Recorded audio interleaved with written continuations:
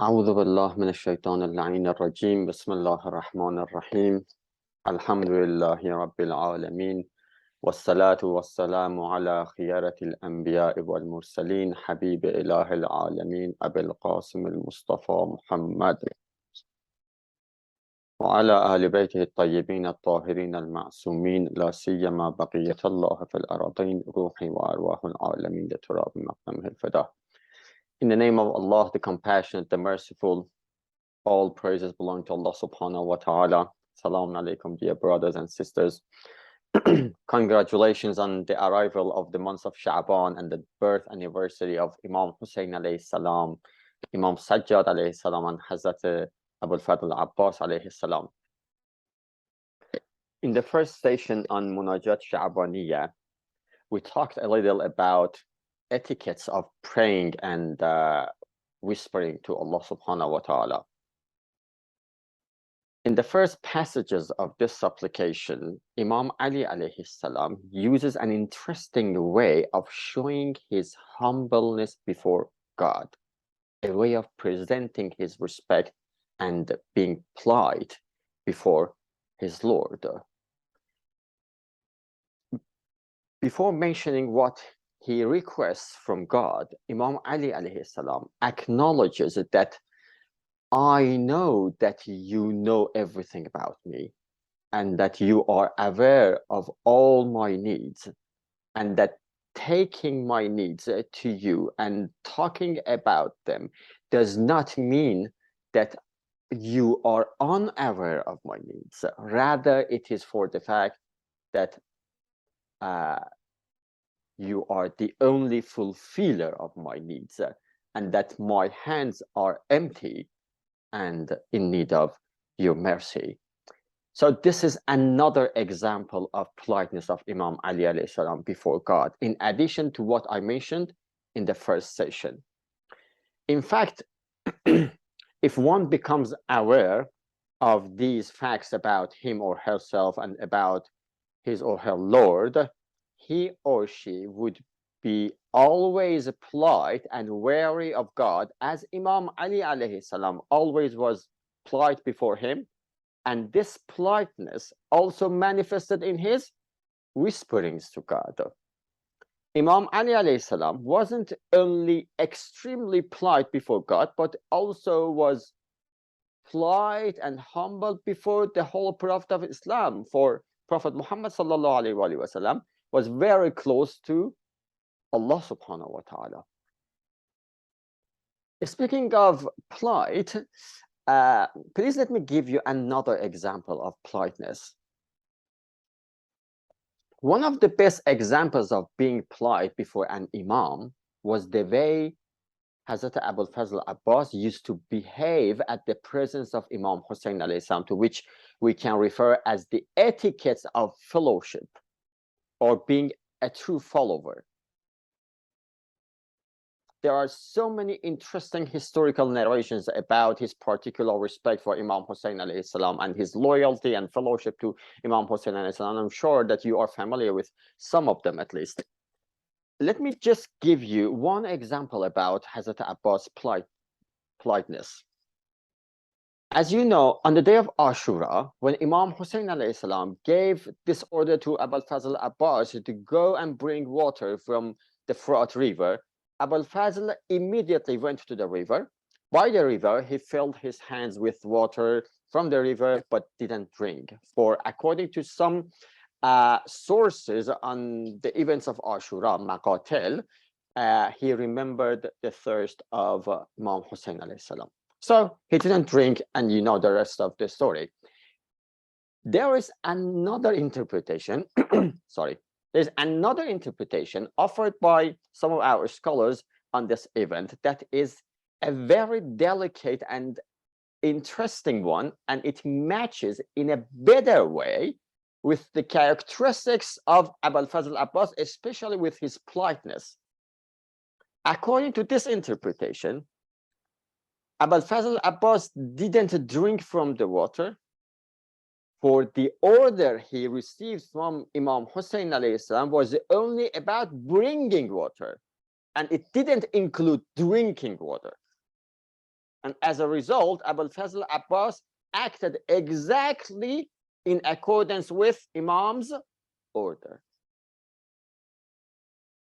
Being a true follower of Imam necessitates following him in the best possible and the most accurate way, like what Abul Fazl Abbas performed throughout his life. So let's get back to our topic, which was about the etiquette of being at the presence of God and talking to him. There is a famous saying from Imam Khomeini, rahmatullah alayhi, which says that the world is the presence of God, so do not commit sins at his presence. The one who finds God's love in his or her heart, the one who has this insight that he or she is always at God's presence, he or she would never commit even one single sin. But the problem is that sometimes we become distracted from these facts. That is why we are recommended to always remember God, and this is a basic meaning of the term dhikr. Remembrance of God. One of the ways of remembering God is that we try to do it by reflection. What do I mean? Let me give you an example.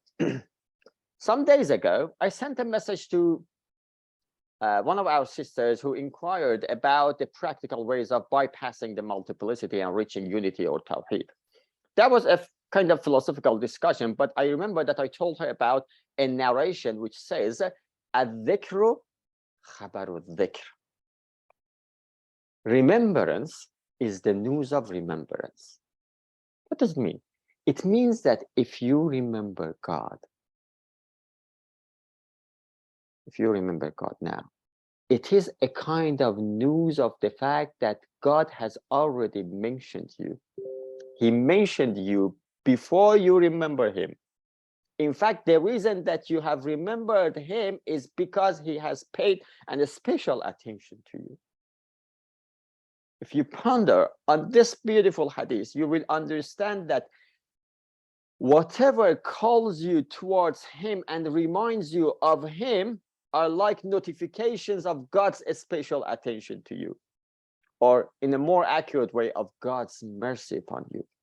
With this understanding, whenever you hear the adhan, you remember that God has already mentioned you and invited you to talk to him. The adhan is a means by which he calls upon you and reminds you of him, and he is waiting for you to talk to him and to take benefit from his limitless mercy. With this insight, you won't postpone this meeting to another time, never. So that was about reflection. In addition to reflection, there is another way to remember God, and that is to expose ourselves to the situations in which God's name is mentioned, such as being with friends or scholars who remind us of God. As you may know, ta'aleem, teaching, is different from reminding or giving advice. When teaching, a teacher usually explains about a topic once, or if needed, twice. And if he keeps repeating his explanations, there would be no use or very less use in it, and it will be boring sometimes. But reminding and giving advice are different. We are in need of being reminded, in addition of being at the presence of God. So we are in need of being reminded and receiving advice. Okay. We are in need of being reminded about the shortness of the life in this world and the eternity of life in the hereafter. Imam Ali alayhi salam used to repeat this sentence every single night after Isha prayer, that tajahhazu rahimakumullah. Be prepared, God bless you. Every single night. I read in the biography of Allama Tabatabai that he many times during his teachings, without any precedent-related discussion, used to suddenly say that, oh, my brothers, we have eternity ahead of us. Quran and our ahadith are full of teachings which have the purpose of reminding us of our eternal abode.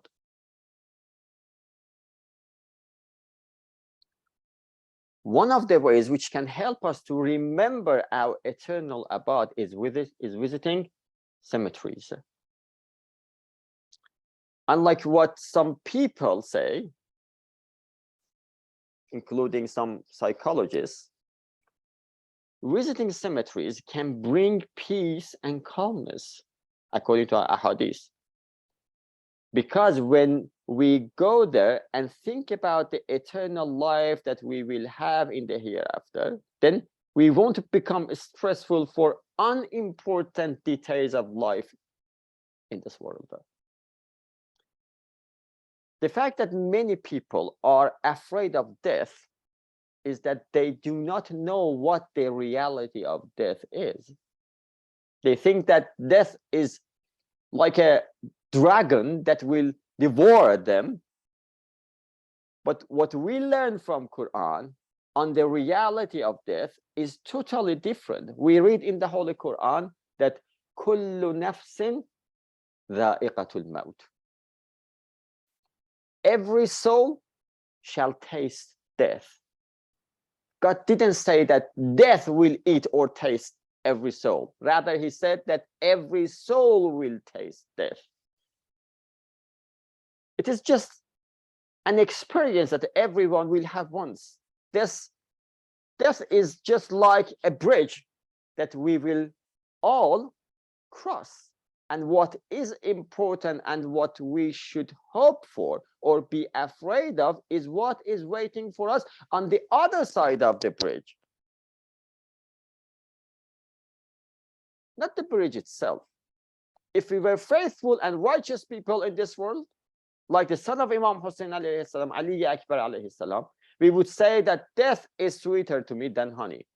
So death by itself is not something bad or good, but what is waiting for us over this bridge can be good or bad. Remembering death is very fruitful, for it reminds of the fact that we are not supposed to stay in this world forever, and we have eternity ahead of us. So that was another example of recommended dhikr or remembrance of God. But what is the ultimate purpose of all these kinds of remembrance? According to what we explained in the previous session, it is the goal, the purpose is reaching God and meeting him while he is pleased with us. There is a very interesting hadith from Imam Sadiq alayhi salam in which he says that the one who struggles, pay attention please to this hadith, the one who struggles against his or her ego, say worldly desires, will reach the status of having some karamat. I will explain about this term. And the one who struggles against his or her ego for the sake of God, he or she will reach God. We need to explain both sentences of this hadith. About the first group mentioned in this hadith, I should say that the very basic meaning of karamat is the extraordinary actions performed by some people who go through some ascetical practices and as a result can perform some strange actions. Ascetics in India, if you have heard about them, are one of the examples of those who can perform such actions. So in the first sentence, Imam talks about ascetics who fight against their egos but not for God's sake. Their struggle has the fruits of performing karamat. But please note that even those who practice asceticism for God's sake also can have karamat. But it is extremely unimportant compared with the achievement and the blessing of reaching God and meeting him while he is happy with them. So that cannot be seen. Regarding the first group, please pay attention to this example. I remember that I used this example in a course that we had in Glasgow. If you decide not to look down, you have two options. First, to close your eyes. In another word, not to pay attention to your lower parts or, say, worldly desires. It may have some results and fruits. Second, to look above. Not to close your eyes, to look above.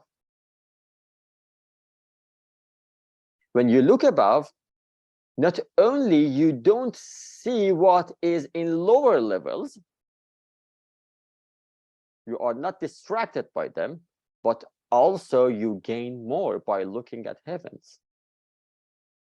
This is the recommended way of asceticism, zuhd in Islam. By paying attention to God and remembering him and your eternal abode, you gain much more than just closing your eyes to what your ego demands. To understand the idea of Islam on zuhd, I mean Shia Islam, on zuhd, asceticism, we need to consider at least two more points to have a correct general view on zuhd. First, there's a question here. The question that is in need of receiving an answer is an important question. And that is, didn't our prophets and imams pay attention to their bodily needs? Of course they did. Without that, it wouldn't be possible for them to live in this world. They ate and drank from the food and drinks that ordinary people were using, although they usually consumed less than the majority of people. They also were living among other people and talking to them and teaching them and spending time with their families and friends and companions like every other one. And also had some particular time dedicated to worshiping God and being alone with him so that they are not distracted by others or other things and can focus on their prayers. They also ask people to do the same and have some time for reflection and praying. It is interesting to know that even sometimes it is recommended to have social activities instead of performing prayers, the verbal prayers. To understand this, you should know that dhikr has different types. One type of dhikr, remembrance of God, is the one which performed by action, not by words. There is an interesting story narrated by one of our scholars in Nishabur. There were two brothers who were living together with their old mother. They had a plan for taking care of their mother. One day for the senior brother and the other for the junior brother. And on the days which they were free, they dedicated the whole day and night to worshiping God and praying to him. So each had one day for his mother and the other day dedicated to worshiping God. One night, the one who dedicated the whole day and night to worshiping had a dream. In his dream, he was told that tonight your brother has entered the realm of blessings of God, and for the sake of him, you also were taken too. He said, but that was me who dedicated the whole day to worshiping God, not my brother. They replied to him that God is not in need of your worship, but your mother is in need of your care. Many times, worshipping and dhikr by action is much more recommended than doing it by uttering words. So that is why many of the spiritual achievement of our prophets and imams happened while they were with people and teaching them and helping them. That is one of the reasons that God Almighty does not recommend monasticism as a way of spiritual wayfaring, because the spirituality gained through living with people and being part of families and having responsibilities toward family members and also other members of society is a stronger and more straightforward way of traveling towards perfection and God. One of the scholars was asked about the secret of his spiritual rank, the high spiritual rank that he had. He replied that one night, my mother woke up and asked me to bring a glass of water for her. I went to the place where we used to put the jar, but it was empty. So I took the jar and went to the river and brought some water for her. But when I reached her, I found her asleep. I kept holding the water container in my hands, standing next to my mother. When she woke up, she took the water from me and drank from it and asked me, why did you stay here for this long time? You could simply leave this container next to me so that when I wake up, I drink water from it. He replied to his mother, I wanted to have the honor of handing you the water container. And my mother prayed for me at that moment. And all I have is because of that prayer. Okay. So that was about the first point. The second point about asceticism. Asceticism in Islam is rooted in knowledge of reality, based on which one has acted, and as a result, his knowledge has become a living knowledge, the effect of which is to motivate him or her towards performing good actions. In fact, the core of this knowledge, which consequently will also be the core of asceticism, is not telling lies. It's not telling lies to oneself and to others, and not believing in them. I mean, in those lies. Let me explain this. The Arabic word dunya is translated as this material world, but in the Quranic language, it doesn't mean the material world, as we said in the previous session. Dunya in the Quran refers to the delusions one believes about the world. These delusions or illusions are not in conformity with the truth. And in one word, they are lies, to which the Holy Quran refers as batil, falsehood. Remember these terms.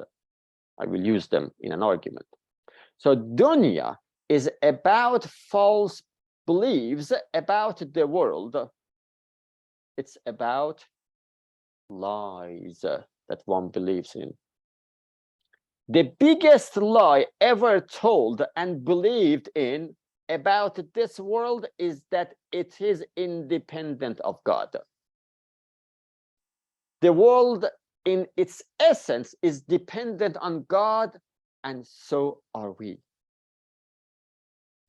If we consider ourselves as entities independent of God, if we consider ourselves as agents independent of God, if we believe that that is me who has performed this particular action independently of God, If we believe that we are the real owners of ourselves, our properties such as cars, houses, and so on and so forth, then we are believing in lies that we tell to ourselves about ourselves and about the world. There is a joke here which has some lessons for us. A driver was looking for a parking place, and he told God that if you help me to find a parking place, I will give some donations to the needy. Some seconds after his talk to God, he found a vacant place for his car and said to God, "Oh God, please don't bother. I found it myself." This is funny, but has some lessons for us. Many of us actually have the same type of understanding about God and his actions and about our own actions. Some people consider God as a cause among other causes. So God becomes an option for receiving help from. But there are also other options available to us other than God. This understanding of God created so many illusions and problems. Some people would consider a room for God only in cases that they do not have any knowledge about them. For instance, Bertrand Russell, the British philosopher, in his book, The Impact of Science on Society, has this idea that people used to believe in God to overcome their anxieties and worries about what they have no scientific explanations for. And believing in God could help them to overcome those anxieties or be hopeful for rewards in the hereafter for the hardships that they go through in this life. In fact, what he says is true about some believers as they consider God among other causes. But the point is that what people like Russell couldn't understand is that God is not a cause next to other causes. Rather, he is beyond all causes and is the cause of all causes. So the God that Russell or people like him rejects, using such arguments, we also reject. For such a God cannot be a necessary being and should be a contingent being. This mistake is not peculiar to him. Even in our own communities, we hear about similar words. We hear similar words. For instance, some couples do not refer to the doctor who can help them to have their wishes about the gender of their baby to come true. To make their wishes about the gender of their baby to come true. They say, no, the gender is something that only God can make a decision on. And only God can make a fetus to become a girl, for instance. But about other things, they do not have the same idea. For instance, for the special diet or the nutritions which the mother should have, they refer to doctor and listen to him and act according to his advice because there is a clear, scientific, understandable explanation for it. The fact is that the cause of all causes is God. You shouldn't use God for justifying what you have no knowledge about its material causes. God is musabbibul asbab, and the cause of all causes, and all causes are dependent on him in their existence and function. There are so many illusions about this world, which are categorized by the Holy Quran under falsehood, or say lies. Another example of such illusions about considering ourselves as being the real owners of what belong to us, including ourselves and properties. All these illusions will be wiped away on the day of judgment, and on that day everyone will know that everything depends on Allah subhanahu wa ta'ala, and he is the real owner, the only owner. That is why Allah subhanahu wa ta'ala in the Holy Quran says, And what is the life of dunya except the enjoyment of delusion? What is delusion? It's a lie in which one believes. Now, in light of this explanation, you can understand better the metaphor that Allah subhanahu wa ta'ala uses in chapter Rad, verse 17. Please recite salawat.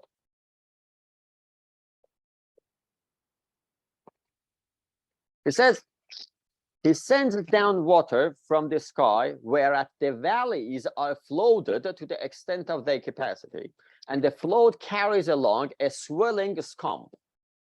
And from what they smelt in the fire for the purpose of making ornaments or wares, there arises a similar scum.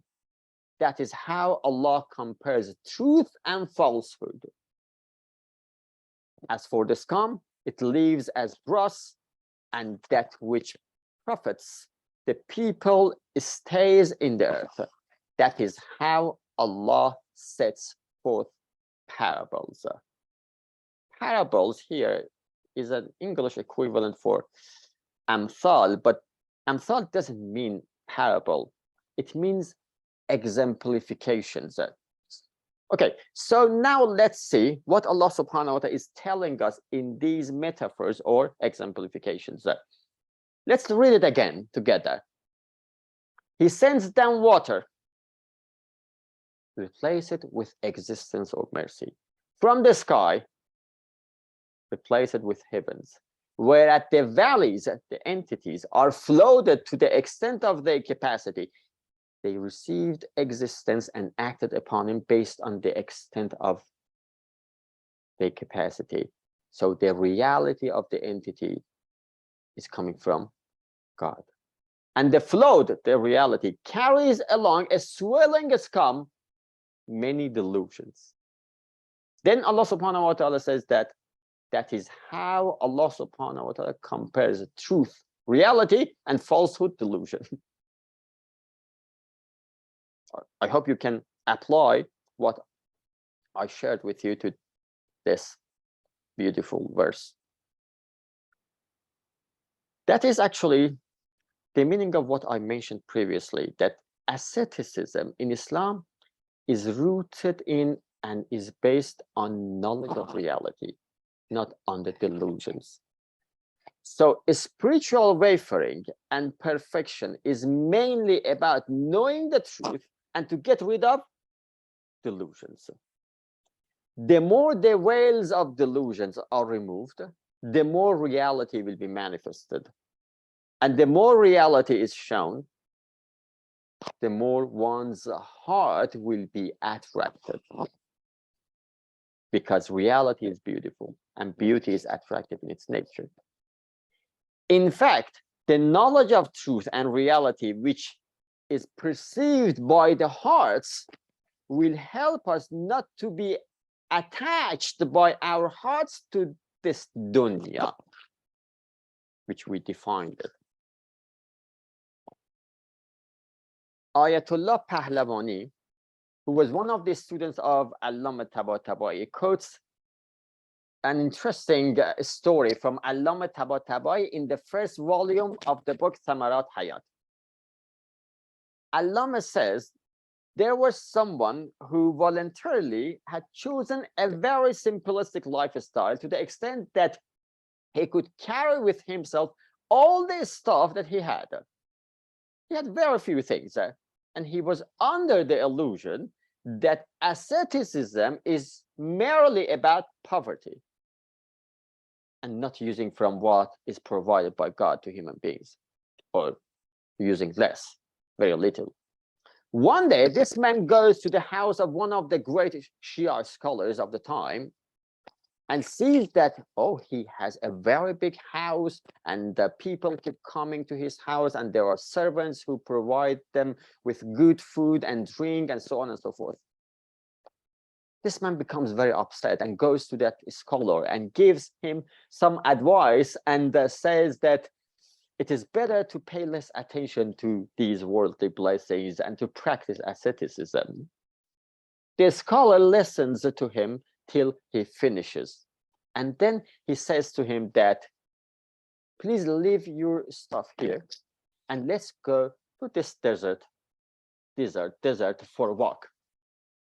They continued walking until sunset. Then that person told the scholar that I didn't know that we would come this far. Otherwise, I would bring my stuff with myself. Let me go back and bring my things, and then we can continue. The scholar told him that I left all those things and belongings and properties that I have without being worried even a little about them. But you left very few things that you had, and you are worried about them. Then he added that asceticism is not about using the blessings of this world, rather is about not being attached to them by heart. That was the story that Ayatollah Pahlavani narrated from Allama Tabatabai. In the Holy Quran, Allah subhanahu wa ta'ala says that true believers are neither happy about what they gain nor sad about what they lose. Why? Because they have true knowledge about God and this world. They are certain about what God says about the hereafter in the verse 60 of chapter Al-Qasas. وَمَا عِنْدَ اللَّهِ خَيْرٌ وَأَبْقَى. And that which is with God is better and will remain forever. So when the time comes, they give priority to what can result in benefiting from what is provided by God for them in the hereafter.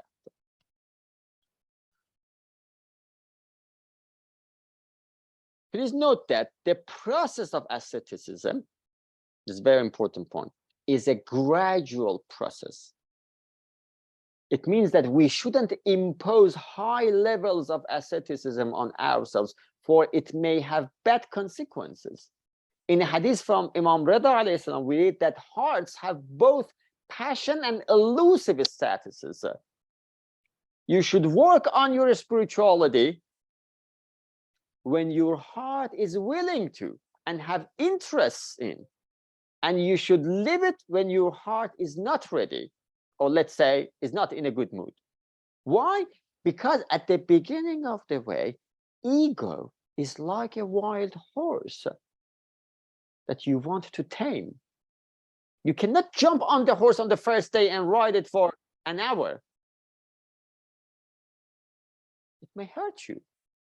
Rather, you should gradually work on it and give it the chance to change and cope with new situations. Abrupt big changes are not recommended at all. So based on all these points, we should look above whenever is appropriate for us and try to get rid of delusions. And the more we see the beauty of the reality, the more we will be willing to look above. And this gradually will take us to the highest possible levels of perfection, inshallah. The last point that I should mention is that all I mentioned about asceticism is about extra actions that one might be willing to do in order to get closer to God. So it is mainly about mustahabbat, recommended actions, not the wajibat, which are obligatory upon all of us. For the conclusion, I would like to mention a very beautiful hadith, which I think after our discussion today, you can have a deeper understanding of it.